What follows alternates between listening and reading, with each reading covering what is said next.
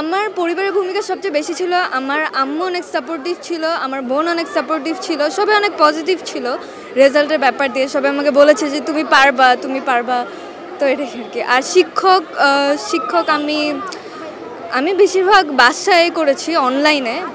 So ওইখান থেকেই আর কি, আমি বাইরে এত কোচিং করি নাই। এই বছরের রেজাল্ট গত বছরের তুলনায় অনেক একটু খারাপই এসেছে যা দেখা যাচ্ছে। তো আমার মনে হয় যে এবার যারা ভালোভাবে এফোর্ট দিয়েছে পড়াশোনায় তারা একটা ভালো ফল আনতে পেরেছে। ভবিষ্যতে ইঞ্জিনিয়ারিংয়ের দিকে যাওয়ার পরিকল্পনা, ইঞ্জিনিয়ারিং প্রিপারেশন নিচ্ছি। এখন আল্লাহ যদি চায় ইনশাল্লাহ হয়ে যাবে। আমার সব ফ্রেন্ডই আলহামদুলিল্লাহ ভালো রেজাল্ট করেছে, আর সবাই অনেক খুশি আর কি। তাদের নতুন একটা ধাপে এখন পা দিবে তারা। আমি তো ঢাকা বোর্ডে এক্সাম দিয়েছি। এবার ঢাকা বোর্ডের সবচেয়ে খারাপ কোয়েশ্চেন আসছে হচ্ছে কেমিস্ট্রি ফার্স্ট পেপারে, আর হায়ার ম্যাথ সেকেন্ড পেপারে স্ট্যান্ডার্ড কোয়েশ্চেন এসেছিলো। প্যাটার্নটা আমার মনে হয় যে বিগত বছরের মতো সেরকম প্যাটার্ন আসেনি, একটু ডিফারেন্ট এসেছে। কেমিস্ট্রি ফার্স্ট পেপারটা পুরাই আনএক্সপেক্টেড ছিল।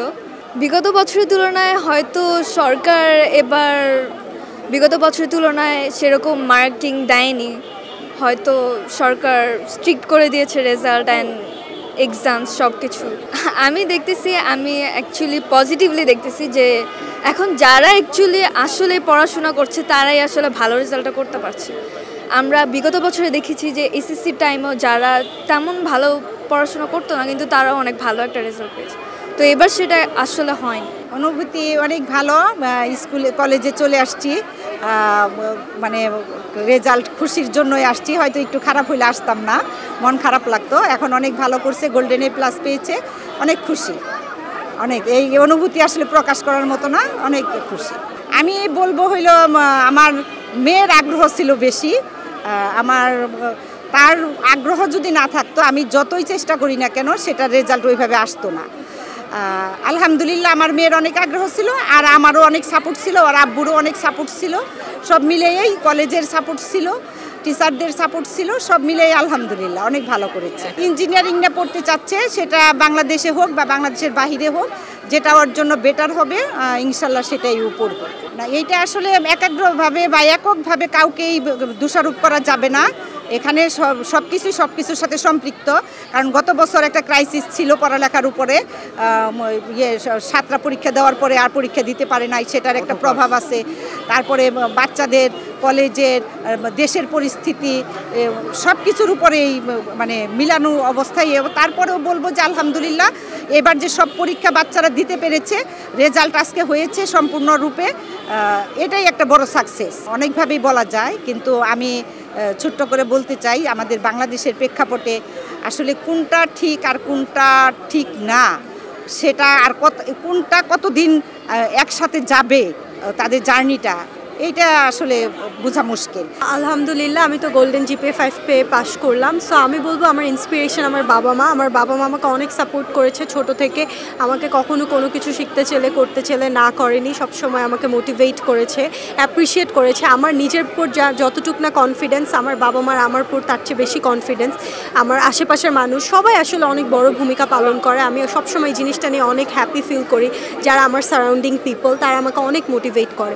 আমার আমার নানা ভাই আমাকে অনেক মোটিভেট করে। আজকেও আমি আমার বাবা মাকে বলার পরে সাথে সাথে আমার নানুকে কল দিয়েছি। আমার নানা ভাই আমার জন্য ইন্সপিরেশন। আমার এইচএসসির টাইমে আমার নানা ভাই এইচএসসির পরের দিন মারা গিয়েছে। এই জিনিসটা আমার জন্য খুবই কষ্টের ছিল। আমি যদি তাকে বলতে পারতাম আজকে অনেক ভালো লাগতো।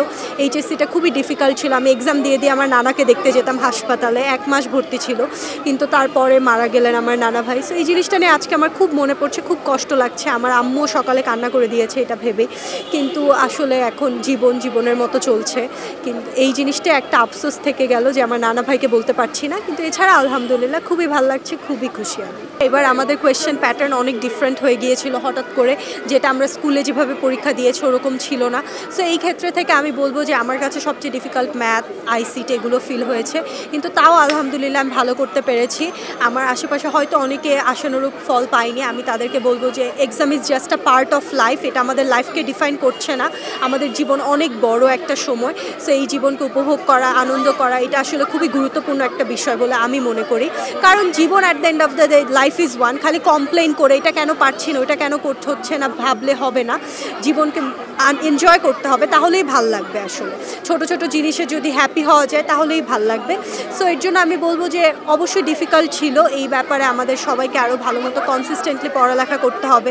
এছাড়া আমাদের গভর্নমেন্টকে আগে থেকে আমাদেরকে জানাতে হবে কীরকম হবে, যাতে আমরা ওইভাবে ট্রেন আপ হই স্কুলে কলেজে, তাহলেই আমরা ভালো করতে পারবো।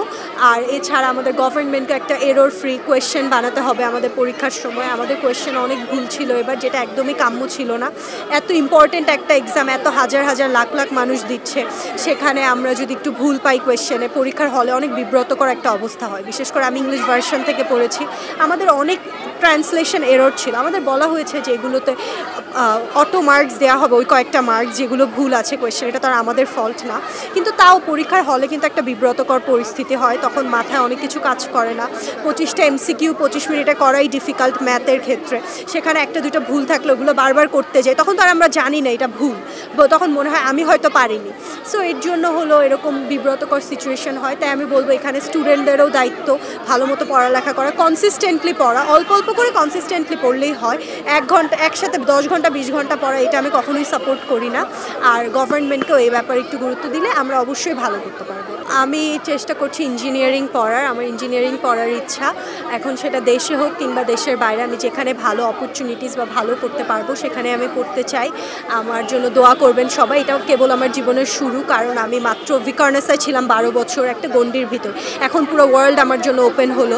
সো এখন আমার অনেক বড় পথ চলা বাকি, সো আমি যাতে ভালো করতে পারি, এটা জাস্ট শুরু আমি মনে করি। তাই আমার জন্য সবাই দোয়া করবেন। আজকে আমার মেয়ে যে রেজাল্ট করছে, আল্লাহ লাখ লাখ শুক্রিয়া, এই জন্য আমি খুব হ্যাপি।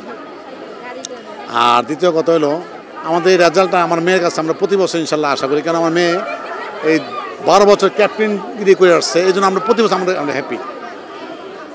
এটা তো নতুন না, আজকে তো ইন্টারমিডিয়েট রেজাল্ট বাড়িয়েছে, মেট্রিক রেজাল্ট বাড়িয়েছিল, প্রতি বছর 9, 10 এবং তো আমার মেয়ে ভালো রেজাল্ট করছে, এই যে আমরা হ্যাপি মেয়ের প্রতি। আমাদের সাপোর্টটা ছিল, কিন্তু মেয়ের ছিল একদম 100%। মেয়ে লেখাপড়ার আগ্রহ ছিল, আমরা কিছু না বলতে সেই লেখাপড়া করে ফেলে, এই জন্য আমাদের কোনো প্রেশার কি করতো না, আমরা খুশিতে তাকে নিতে পারতাম এক জায়গা। সে না বলতে কোনো শব্দ ছিল না তার। হ্যাঁ, যে জিনিসে ওরে বলতাম যে তুই এই জিনিসটা করতো, আম্মু বলতো এই কোচিং করো, হ্যাঁ ওকে, এই জন্য আমরা খুব সহজে জিনিসটা জয়টা আমরা পেয়ে গেছি।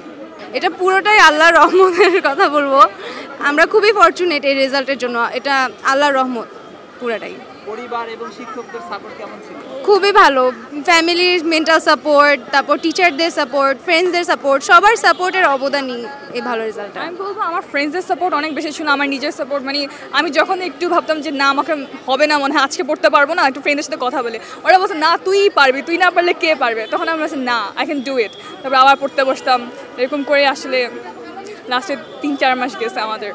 আমি বলবো আমি লাকি দেখে আমি গোল্ডেন পাইছি, মানে আমার এক্সপেক্টেড রেজাল্ট আসছে। বাট আমার অনেক ফ্রেন্ড ছিল যারা হচ্ছে ডিজার্ভিং গোল্ডেন পাওয়ার মতো, ওরা অনেকে পায় নাই। তো আমি বলবো এটা অনেক আনফর্চুনেট একটা রেজাল্ট হয়েছে এবার। তাহলে একটু কন্ট্রোভার্সিয়াল হয়ে যাবে কথাটা, কারণ 23rd ব্যাচের কোয়েশ্চেন আর আমাদের ব্যাচের কোয়েশ্চেনে যদি কম্পেয়ার করা হয়, মানে দেখলেই বোঝা যাবে আসলে কম্পারিজনটা। অবভিয়াসলি 23rd অনেক ইজি ছিল, মানে অনেক বলবো না, বাট ইজিয়ার ছিল ওদেরটা, আমাদেরটা ওই তুলনায় অনেক বেশি হার্ড ছিল এবার।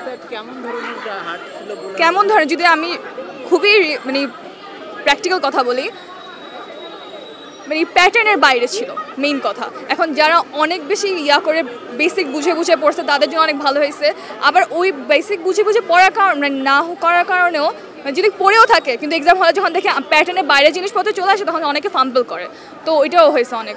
কোথাও ঘাটতি না, আসলে এটা আমার জন্য নিউ, তো মানে এই প্যাটার্নটা এই সিস্টেমটা, তাই আমাদের হয়তো মানে ফার্স্ট আমরা এটা ফেস করতেছি, দ্যাটস ওয়াই আর কি। অবশ্যই আমার বাবা মার অবদান সবচেয়ে বেশি, তারপর আমার শিক্ষকদের অবদান সবচেয়ে বেশি।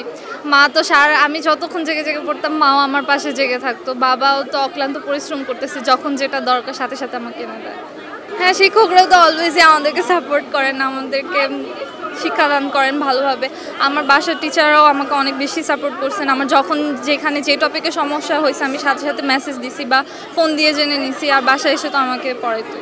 আমার খুবই ভালো লাগছে, কারণ আমার জন্য একটু টাফই ছিল। আমি বাংলাদেশে ছিলাম না, আমি ইটালিতে থাকতাম, খালি এসে এখানে এক্সামটা অ্যাটেন্ড করতাম। সেক্ষেত্রে আমার টিচার্সরা আমাকে অনেক সুযোগ সুবিধা দিয়েছে, অনেক হেল্প করেছে। আমি তাদের প্রতি অনেক কৃতজ্ঞ। আমার বাবা মার প্রতিও আমি খুব কৃতজ্ঞ। তারা আমাকে অনেকভাবে মেন্টাল সাপোর্ট দিয়েছে। আলহামদুলিল্লাহ আমি GPA 5 পেয়েছি, আমি খুবই খুশি আমার রেজাল্টে। আমার ইন্সপিরেশন ছিল আমার বাবা মা। তাদের স্বপ্ন ছিল আমি একটা ভালো জায়গায় যাই। ইনশাল্লাহ আমি চেষ্টা করছি, কয়েকটা ধাপ পার করেছি আলহামদুলিল্লাহ খুব ভালোভাবে। আমি খুবই খুশি। আমি দেশেই চেষ্টা করছি। আমার হাতে দেশের বাইরেও একটা অপশন আছে, যেহেতু আমি ডুয়াল সিটিজেনশিপ। আমি বাংলাদেশে ট্রাই করছি, ওখানে না হলে আমি বিদেশে চেষ্টা করব। খবরের কাগজ, নিখাত, নির্ভীক, নিরপেক্ষ।